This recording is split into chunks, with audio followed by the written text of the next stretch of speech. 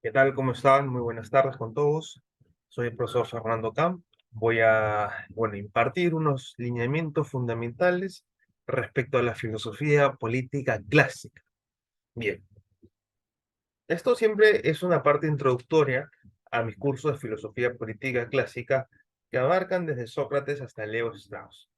Obviamente, durante todo ese periplo interín, también se involucra, se escribe temas de estrategia y de filosofía de la guerra tan pertinentes para estos tiempos. Entonces, hay que entender que la filosofía política clásica responde a la filosofía clásica, como bien dice su nombre, y la filosofía clásica empieza desde Sócrates. La filosofía política clásica propiamente empieza desde Aristóteles. Muy bien, deja ciertas bases para el nacimiento de la filosofía política clásica, lo que hace Sócrates. Porque Sócrates empieza desde el conocimiento del interior del hombre y sobre todo del alma. Cuestión importante, fundamental, para poder entender estas verdades metafísicas más allá de lo físico y que pues trascienden la corporeidad del hombre, ¿no? La parte material, corpórea del hombre, que por la cual está condicionado al tiempo, ya que solamente las cosas corpóreas están condicionadas al tiempo. En cambio, la alma del hombre no está condicionada al tiempo, porque lo que es puro espíritu no puede estar dentro del tiempo. Solamente las cosas corpóreas están en el tiempo, o existe el tiempo por las cosas corpóreas. Bien, entonces lo que propone Sócrates es conocer en profundidad el alma y el tema de la virtud, ¿no? La virtud es un estilo de alma admirable, una forma de vivir la vida admirablemente. Y Aristóteles empieza la filosofía política clásica porque es el descubridor de la virtud moral. O sea, es aquello que permite direccionar las acciones del hombre dentro de la polis. Porque, bien, todas las formas para gobernar, ya sea a través de leyes, de políticas públicas, tienen dos caminos. O bien sirven para conservar lo que es bueno, o bien sirven para cambiar lo que está mal. Entonces, en ese sentido, pues sirve como una brújula, un direccionamiento, donde la política es el camino de perfección al hombre, porque se tiene la idea implícita, preconcebida, de que el hombre puede ser virtuoso de forma natural y llegar a su perfección a través de una vida virtuosa. Y Aristóteles a este hombre virtuoso o desarrollado a su máximo potencial lo llama el spoudaius, el modelo del hombre, aquel hombre que tiene que sacar el régimen, tiene que sacar ese tipo de hombre del régimen, ¿no? Entonces un régimen virtuoso va a sacar puros spoudaius, ¿no? Y bueno, y ahí hablaríamos el tema de lo que es que lo que ahora se llama lo políticamente correcto, ¿no? Esa base que donde la política siempre protege lo que es más sagrado y pues o lo que es políticamente correcto, que sería el modelo de hombre que tiene el Estado y que pues direcciona todas las acciones de los hombres, de los ciudadanos, para que logren a ese tipo de hombre que se tiene, ¿no? Bueno, y acá también el tema de los que están al lado de lo políticamente correcto o lo que están diametralmente opuestos a lo políticamente incorrecto, que normalmente son vistos como los enemigos de la sociedad, ¿no? Bueno, y esto es algo muy interesante que, bueno, dentro del curso de filosofía política clásica que hago, se ve mucho en Carl Schmitt, ¿no? Y religiones políticas de Eric Fogel. Entonces, el fin de la comunidad política como ciencia arquitectónica, la filosofía política o la ciencia política, no la ciencia política moderna, ¿no? Sino la ciencia política que tiene un trasfondo moral y que no solamente acota o achata su visión bajo temas pragmáticos o materialistas, sino más bien de trascendencia y no de inmanencia, ¿no? vemos de que el fin de la comunidad política es la virtud, ¿no? Y que la ciencia política, pues es una ciencia arquitectónica que supedita a las demás ciencias porque ve al hombre de forma integral, completa, ¿no? La economía, la psicología, la sociología, entre otras, pues ven al hombre de forma fragmentaria, la analizan al hombre de forma fragmentaria.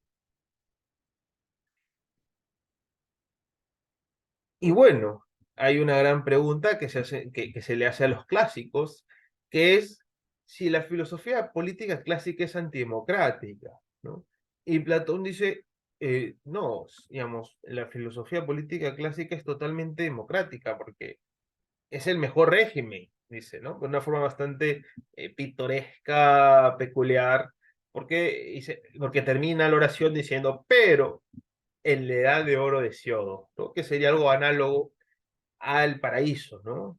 Antes de la caída por pecado original, en que pues eran los hombres, digamos, conciencia infusa, ¿no? Con el conocimiento de la totalidad de una forma global, y no como es el hombre ahora conoce a través de las partes, poco a poco, una dialéctica, ¿no? Y que pues tenían la eternidad, y que solo les faltaba para llegar a ser los hombres perfectos la libertad, ¿no? Y bueno, y la democracia se basa en fundamento en la libertad, ¿no? Pero inmediatamente Platón dice, no, pues la sociedad no puede estar fundamentada en la libertad, porque la libertad es puro movimiento. En cambio, la virtud lleva implícito la libertad, pero hacia lo que es mejor. ¿Y qué es lo mejor? Aquello que la inteligencia encuentra como lo mejor, que es una potencia del alma, que va acompañada de otra potencia del alma, o facultad, que es la voluntad. Entonces, inteligencia para encontrar lo que es mejor y voluntad para encaminarse o dirigirse hacia aquello. Y el hombre libre es aquel que, pues, decide lo mejor, porque tiene inteligencia. Es un hombre, es un ser racional. Si no decide lo que es mejor es porque hay algo externo que lo arrostra, que lo esclaviza, que lo encarcela y que no le permite decidir desde su centro vital. Bueno, luego, y la filosofía no es lo mismo que ideología, ¿no? La filosofía, a diferencia de la ideología, busca la totalidad y no cae en mitos reconfortantes o eh, en convicciones firmes que nacen desde una limitación, ¿no? Porque cuando empezamos el curso se mencionó la filosofía, porque bueno, esto es lo que trata, que significa amor a la sabiduría, que es, que es amar la sabiduría hasta el último término, ¿no? Porque bueno, eso es el verdadero concepto del amor. Y que es diferente al miedo completamente, ¿no? Porque aquel que ama la sabiduría es porque ese amor a la sabiduría es más fuerte que sus miedos, así como el virtuoso. El que ama la justicia, pues ama la justicia a pesar de que le traiga la muerte y la persecución. Porque si solamente es justo, o aparenta ser justo, cuando le trae fama, lealtades, economía, riquezas, lealtades, pues entonces realmente no es justo, sino que busca lo que en cierto momento la justicia da, pero no es justo, porque el justo tiene que amar todo en toda su realidad de la justicia. Así como cuando amas a una persona, pues tienes que amarlo en toda su totalidad, ¿no? Entonces, el amor a la sabiduría justamente es aquel que ama la sabiduría a pesar de que esto le entrega el oprobio del pueblo, el oprobio de la mayoría, ¿no? Por eso no puede estar concatenada con la democracia, ¿no? Puede bien servir la democracia, la verdad, pero el fundamento de la sociedad no puede ser la libertad, porque es puro movimiento, tanto libertad para el mal como para el bien, ¿no? Y la libertad es consecuencia de la verdad, ¿no? Porque si no, simplemente es una manipulación, ¿no? Te dicen, por ejemplo, oye, mira, tenemos estas tres opciones. Decide una de estas tres, pero no te dicen de que existe una cuarta opción. Y la segunda opción, digamos, es incompleta, no te la dicen como es totalmente, con su claroscuro. Y la primera, pues, es mentira completamente, no es una opción, sino más bien es algo perjudicial. Bueno, y si te hacen decir que esas son tus únicas tres opciones y que son fundamentales para tu vida, no estás ejerciendo tu libertad, estás cayendo en una manipulación. Y peor aún cuando, digamos, esto, digamos, no solamente te perjudica a ti, sino a la sociedad, ¿no? Porque también otro pensamiento importante, o digamos, este lineamiento de la filosofía política, es de que somos un corpus, ¿no?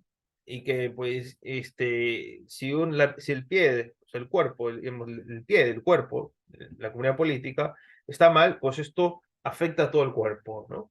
Es como un organismo vivo, un organismo vivo grande es la comunidad. También otro punto interesante es el tema de las ideologías, ¿no? Porque el ideólogo es aquel, bueno, que se hizo instrumental para arrostrar, mover gente, concatenar, aunar voluntades, porque es algo práctico, dinámico, en la que se establecen los amigos y los enemigos y un campo de batalla, y se promete que se puede hacer el paraíso en la tierra, ¿no? Y ideologías tenemos muchas: comunismo, el liberalismo, el marxismo, el socialismo, el ecologismo, etcétera, pero toquemos un poco más el comunismo, ¿no? Se hace esa división entre el proletarios y los burgueses o capitalistas y se hace el campo de batalla económico, ¿no? Y luego, pues a través de esta dialéctica, este choque, esta lucha social, pues se llega al paraíso, ¿no? Bueno, digamos, a través de estado común, ese paraíso comunista, en la que un estado sin clases y sin estado propiamente. Bueno, entonces, la filosofía no es eso, ¿no? Sino que más bien lo único que pretende es la verdad, ¿no? En cambio, el ideólogo político muchas veces está sustraído por sus propios miedos, por su impostura ante el presente, ante la realidad, por esas limitaciones propias adquiridas en su historia, por ciertos traumas, por ciertas experiencias, que el hecho de estar en la realidad, el hecho de estar en el presente, le incomoda profundamente, le hace una gran ansiedad, una gran incertidumbre, ¿no? Y bueno, eso es lo que buscaba al final Maquiavelo, ¿no? Porque él también era un ideólogo político, ¿no? Pragmático, en la que se sustraía todo trasfondo moral para asegurar el fin, ¿no? Le quitamos las bases morales y con eso controlamos el azar, ya que no nos va a impedir los lineamientos morales y podemos, ¿no? Y este ejemplo lo hago bastante seguido, recurrente en mis clases, de que es como, bueno, hay dos empresas que están luchando por el liderazgo, y lo propio, el cauce correcto sería una estrategia de costos, mayor incremento en la publicidad, y publicidad disruptiva, más creativa, aumentar los canales de venta, mayores distribuidores, innovaciones, ¿no? Mayor presencia digital, reducir costos, mejorar procesos, etcétera. Y bueno, pero otra empresa también va a hacer lo mismo. Entonces igual va a haber un azar. Es una cuestión de que va a estar de uno al otro, de un lado o del otro lado, pues. Pero ¿cómo nos aseguramos de que solamente hay un lado, que nosotros ganemos? Pues no nos basemos en los lineamientos morales, ni en lo legal, peor todavía, sino más bien vamos y quemamos su fábrica, el producto por lo cual sale ese producto. Y aparte los hackeemos su presencia virtual y los desaparecemos del ojo público y sobre todo sus clientes. Por 4 meses más o menos lo inutilizamos. Obviamente que nosotros vamos a ser los primeros, ¿no? Porque reducimos el azar, ¿no? Ahí donde dice Maquiavelo, el poder del hombre es mucho más grande, ¿no? Y bueno, y ese miedo a la incertidumbre, a la realidad, al presente, pues le hace creer una realidad alterna, reduciendo la realidad a través de unas ideas directrices que nacen desde la no realidad, ¿no? Porque el hecho de no estar en el presente, de no poder enfrentar la realidad, pues es una persona inmadura, ¿no? Porque la madurez significa vivir en la realidad. O bien podemos ver personas que se atan en el pasado diciendo que todo pasado fue mejor, como ese narcisista que se busca a sí mismo en el pasado, o bien hacia el futuro, como un caballo chúcaro que solo quiere avanzar por avanzar y ir contra todo lo que le puede paralizar y va pensando hacia el futuro y por progreso, ¿no? Porque no puede estar en el presente. Y bueno, y desde el presente se puede pues dar estos lineamientos, pero no desde la burbuja. Y esto es mucho de la filosofía moderna, contemporánea. La filosofía clásica es clásica porque toca verdades del hombre que no se agotan y que no caducan, ¿no? Por ejemplo, cuando lees una obra clásica, pues son realidades del hombre que se tocan siempre y que esas obras clásicas mantienen vívida eh, lo que han expresado, lo que expresan. Bien, bueno, y para ya terminar, el tema fundamental de Platón es el tema de la justicia, ¿no? Y ahí la justicia en el Estado es que se pueda dividir la sociedad en tres clases y que estas clases respondan a ciertas funciones dentro de la sociedad que están relacionadas con la naturaleza de estas tres clases, ¿no? Por eso divide, ¿no? Los hombres filósofos, guerreros o gobernantes, los auxiliares, y la tercera clase, los campesinos o aldeanos, comerciantes, etcétera, ¿no? La primera clase, pues el valor predominante es la sabiduría y el sacrificio y la prudencia, y la segunda clase es la pasión, el arrojo, y tercera clase es el apetito, ¿no? Bueno, los primeros y segundos posponen sus intereses particulares por los intereses colectivos y pues no pueden tener propiedad, ni mujer, ni familia. Y ellos pues tienen que estar con una educación en la música y en la gimnasia, tanto para el alma como para el cuerpo, y a pesar de otras ciencias complementarias, van a ir a tener que ser, digamos, ser nobles, ¿no? Nobles en el sentido de la característica del mineral del oro y la plata, ¿no? Porque la característica, la propiedad de la nobleza de los minerales del oro y la plata es que no reaccionan químicamente, o al menos muy poco, a la corrupción o a la oxidación, que son personas de una zona de pies, y que justamente por eso dependen las cosas de gran envergadura. Y de ahí viene pues ya en la clase, en la Edad Media, la nobleza, ¿no? De justamente esa característica son minerales, ¿no? Y bueno, esto es muy amplio y pues, más bien no responde a los lineamientos introductorios que hemos visto hoy. Muchas gracias y muy buenas tardes.